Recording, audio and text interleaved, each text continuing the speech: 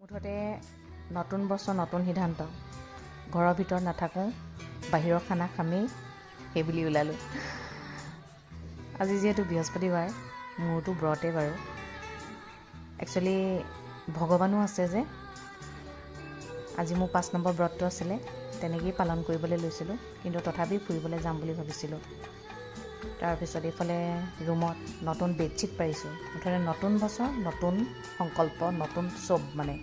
আমি ওলালোঁ গোটেইকেইটা মানুহ লগত আমাৰ সৰু মামা মামী মাহী আৰু তেওঁলোকৰ ল'ৰাটো উৎকৰ্ষ এইবুলি ওলালোঁ তাৰপিছত ওলোৱাৰ আগতে আকৌ আমাৰলৈ খবৰ এটা আহিলে আমাৰ বোলে চোৱা লাগিলে কিন্তু কিহৰ চোৱা জানেনে খুৰাৰ ল'ৰাৰ ছোৱালী এজনী জন্ম হ'ল আমি ফাৰ্ষ্ট টাইম বৰমা বৰ্তাক হৈছোঁ তাৰপিছত সেইটো চোৱা লাগিলেই সেইটো ব্ৰতটো ৰাখি লাভ নাই ব্ৰত নাৰাখিলেও মই মানে দিনটোত একো নাখাওঁ দেই তাৰপিছত চাহ একাপ খাই ওলালোঁ এইফালে আহি আমি এতিয়া দেখিছেনে হালধিবাৰী মন্দিৰ পালোহি তাতে সেৱা এটা কৰিলোঁ আৰু ভগৱানে যাতে সকলোৰে মংগল কৰে সকলো সদায় ভালে থাকে তাৰপিছত এইফালে গৈ মেলি মায়ে আকৌ ৰাতিপুৱাই ভাবি থৈছিলে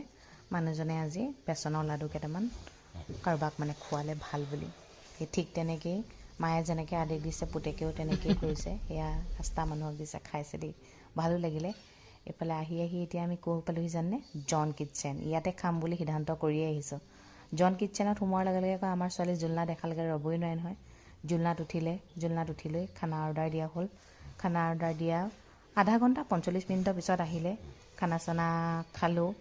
ময়ো খাই দিছোঁ দেই 4:10 মানত হৈছে যিহেতু তেতিয়ালৈ মোৰ মানে সিমানটো টাইমত মই চাকি তাকি জ্বলাওঁৱেই যিহেতু আজি ব্ৰতটো নাই ভেজে খাইছোঁ দেই তাৰপিছত খাই বৈ ওলালোঁ ওলাই পিনে এতিয়া ক'লৈ যাম বুলি সিদ্ধান্ত ল'লোঁ জানে অৰ্কিড গাৰ্ডেন ফাৰ্ষ্ট টাইম সোমাইছোঁ দেই অৰ্কিড গাৰ্ডেন কিন্তু অৰ্কিড গাৰ্ডেন গৈ গম পালোঁ 15 মিনিটৰ পিছতে বোলে অৰ্কিড গাৰ্ডেনখন বন্ধ হৈ যাব কিন্তু পাৰ পাৰ্চন 100 rupees আৰিয়াক বাদ দি আমাৰ 7টালৈ 700 টকা লাগিব 15 মিনিটত আমি কি চাম কওক না সেইকাৰণে সিদ্ধান্ত ল'লোঁ ভিতৰলৈ নাযাওঁ বাহিৰৰ দোকানকেইখনতে কি আছে চালোঁ কাঠৰ বস্তুবোৰ বৰ ধুনীয়া দেই আৰিয়াক আকৌ ৰিং দেখিলে লাগেই এইফালে মাহীয়ে মানে আৰিয়ালৈ এইফালে পিয়'ৰ মৌজোল আৰু মানে চাহপাত কিনি দিছে এইফালে মামা মামীহঁতক এখন ফটো মাৰি দিলোঁ তাৰপিছত ভাগে ভাগে গাড়ীত উঠিলোঁ গাড়ীত উঠি ঘৰলৈ বুলি ৰাওনা হৈছোঁ যিহেতু আন্ধাৰ হৈছেই আৰু হামিয়াই শিকতীয়া অৱস্থা নাই এতিয়া মুঠতে চাহৰ দোকান এখন লাগে য'তে ত'তেতো খাব নোৱাৰি ন এইফালে আহি বানকাহি বুলি এখন হোটেল পালোঁহি সেইখন হোটেল মানে 4 মাহমান হৈছেহে আমি দেখি আছোঁ তাৰপিছত তাতে সোমালোঁ কিন্তু তাত মিঠাই নাই মাহীয়ে কেক চেক কিনি আনিলে আমি চাহ তাহ খালোঁ